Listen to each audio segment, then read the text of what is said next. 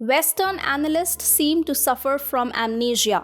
They are describing the Ukraine war as the biggest war since the Second World War. Some even express shock at Europe going through a war. Well, they seem to have forgotten the Bosnia playbook that Putin is following. Hi and welcome to TFI Global, the foreign affairs and geopolitical analysis arm of TFI Media Group. I'm your host Tejasvi Malhotra. Let's begin. The Russia-Ukraine war has triggered a sense of surprise across the Western world. They wonder why Putin suddenly decided to wage a war against Ukraine. Well, Putin actually took a leaf out of NATO's book and is actively using the Bosnia playbook.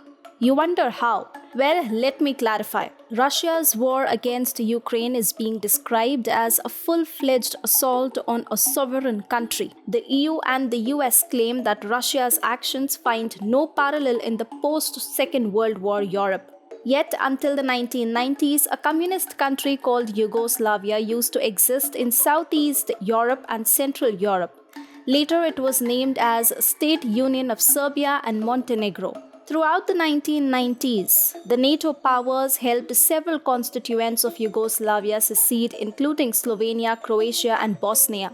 Moscow couldn't even respond to Western military intervention against a communist state due to several events including low oil prices and disintegration of Soviet Union.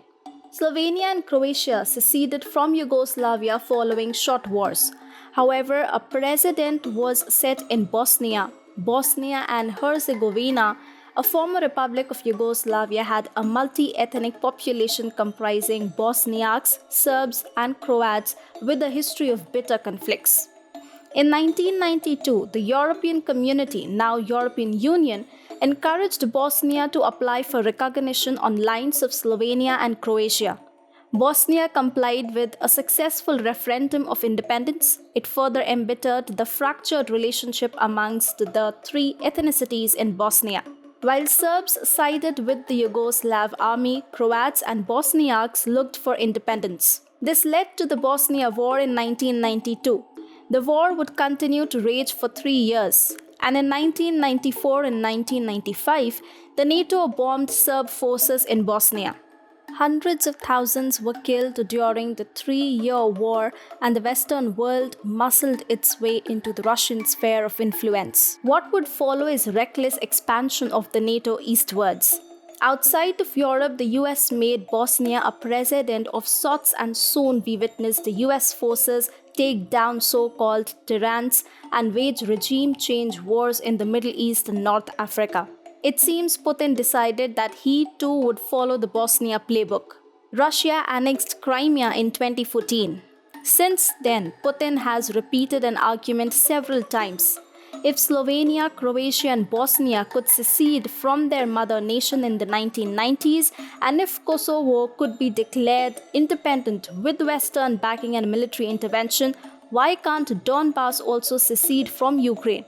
Why can't Russia also launch a military invasion and enforce the right of self-determination in eastern Ukraine?